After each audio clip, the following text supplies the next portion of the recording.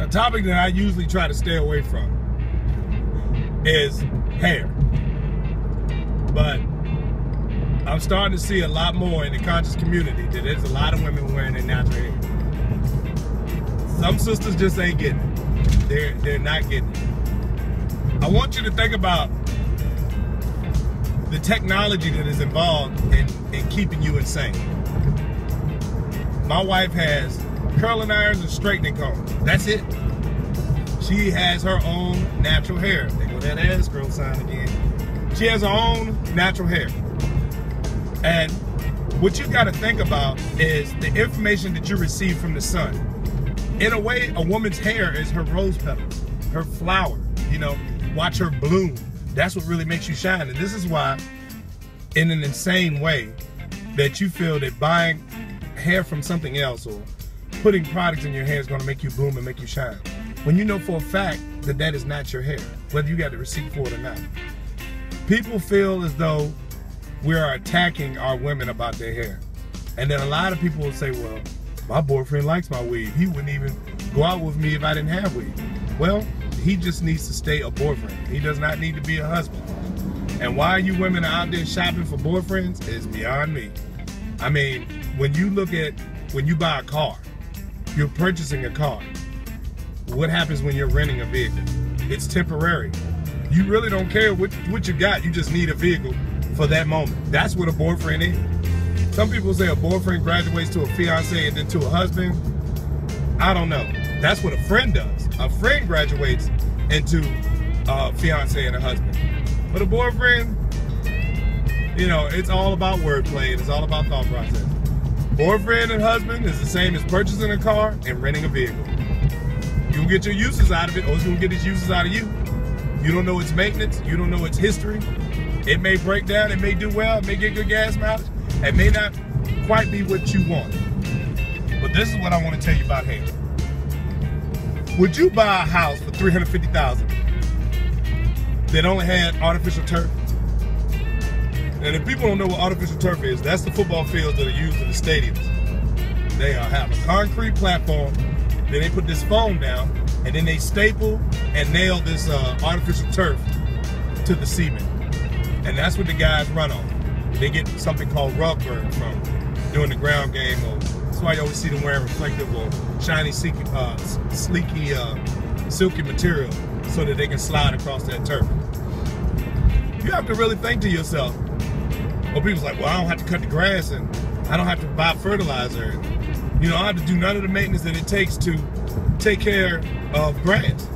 That's right, but you don't have an interpersonal relationship with grass. You do have an interpersonal relationship with your scalp.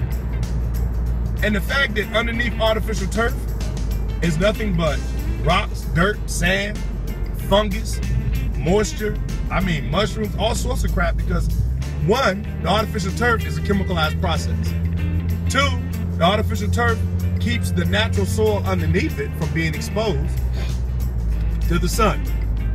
The Father who created the sun, the almighty rising sun that you see every day. It brings you information, heat, and energy, currency, flow, activity, action. That's what the sun does. So you're keeping your soil from receiving information that allows it to become green. What do you think that's doing to your scalp that's just above your brain? And you wonder why you can't get your thought process together. You wonder why things bother you, why you're angry, why you're upset. People want to say that like this is something that's naturally in our systems. Watch this. They're saying black women have attitudes. Well, what's so strange, in the 60s and 70s, they didn't have attitudes. They didn't. They didn't get it until this hair care revolution came in. And when I mean the hair care revolution, I'm not talking about shampoo and conditioners. I'm talking about perms. For the simple fact that African-American women are scared to wash their hair on a daily basis, talking about, it'll dry my scalp out, it'll break off my hair, whatever the heck that the excuse may be. And other cultures of women are washing their hair twice a week or once every 3 or 4 days. And most sisters don't get to wash their hair for a whole 2 weeks to a month. Do you think that that's damaging your scalp and your skin? That's just above your brain? You are what you eat. So if you're consuming darkness, fungi, and shading yourself, you're wearing a hat 24/7. 24/7, and you're keeping your scalp from receiving sun. That is going to cause chemicalization problems for you. It's going to break down your ability to think, to create, to be conscious, to construct. It's going to break down your 3 inherited abilities that God built in your brain: construction, creativity, and conscience. It keeps you from doing it. That's why I say women are heavily chemicalized. You have to know that even though these girls look at YouTube, just go on YouTube and see how many women promote their time into showing a hairstyle effect, the illusion, or this is, look, you don't even see my hairline. But underneath, you gotta wonder what's going on in their minds, not much less what's going on underneath that damn hair. What's going on with their scalp? That they actually think that it's okay to put these highly endurable chemicals that are made for, like animal shampoos and for horses and washing cows, in their hair because it stops breakage. Just do some research behind it. If you eat McDonald's for a whole week or for a whole month, do you think you're gonna be healthy? So why would you think that putting glue, different types of glue on your hairline is healthy? A lace front wig. Do you know that nobody that's black makes these products? Nobody. So why would they care about the chemicalization or the after effect? There are thousands and thousands of women who are exposing this each and every day after 3 to 4 years or 2 years or even 5 years of wearing a lace front wig. How much fungus? It looks like herpes. It looks like they have an STD on their scalp. And now you're stuck with wearing that for the rest of your life. That even if you do hit the age of 35 and 40 and you finally become confident and conscious, when you want to show your hair, you're stuck with that wig. You're stuck with that wig. What we're going to talk about today is campaigning. Because what black people are experiencing is a campaign trail. When 2 presidents go out to try to receive a position as a president of the country or governor or mayor, and they get smeared on the campaign trail, that's what we're going to talk about. Women, I want you to really consider and think about what your counterparts, even your enemy, does not wear wigs. And this is the thing that gets me with some sense. Well, white girls wear wigs too, but when they take that wig off, they got long hair underneath. They don't put glue in their hair. Some of them do. Some of them probably don't know any better. They put glue in their hair. But it's not the biggest majority of our sisters that are putting glue in their hair. Even if you wanted to fall back to the beginning of time in Egypt, let me explain to you quickly where those wigs came from. Back in the day, Egyptian women were in charge of our supplies, our government, and our court systems. Men had nothing to do with governing law. So if America wants to really copy Egypt, we'd probably have more female lawyers. We'd have CEOs of companies buying and trading supplies that are female. All right? And when you go in the court of law, you will never see a male judge. Because in early ancient Egyptian society, they believed that the only people that can take a life must be able to give it. So therefore, men were probably men were more than likely all the time. They were the teachers of society. There wasn't too many female teachers. There were more male teachers, if anything.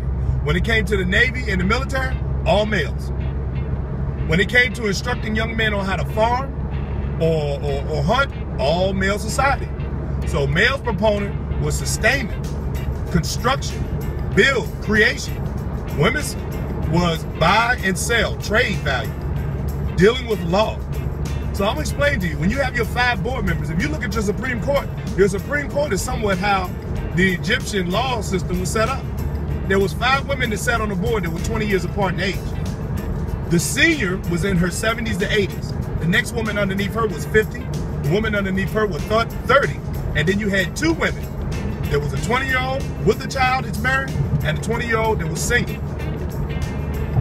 Because what it allowed them to do was have a fresh view of what was going on in society. That's why they had the young girl. The young girl was an advisory to what is in the human mind of most of the teenagers and the youth during that time period. But the eldest was the one that sat in the middle and she made the overall decision. Judged by a group of your peers, there were women that sat there, not one man. And out of all those 4,000 to 3,000 years of civilization, there has only been, if you look it up and check it out, there has only been 2 executions. Out of 4,000 years of law, 2 executions. You gotta really think about that. That's how good we were when we ran a court system. That we let our women control the nutrition that came into the kingdom. You couldn't trade fish, vegetables, or goods, silks, materials, golds, or metals with Egyptians unless you went through a woman. Because why do you think inherently most black women like to shop? It is in your DNA. It is in your DNA to get the best price. But nowadays we're not doing that. We're spending $300 to $400 on wigs, $500, $600 on wigs. We're spending $200 bi-weekly, like every 2 weeks, or probably every other week, on haircut products. Then you're buying $300 to $400 heels, $500 to $600 purses, $64,000 car, and I know you want to say to yourself, well, my education, I can afford it, but what you're being is being selfish.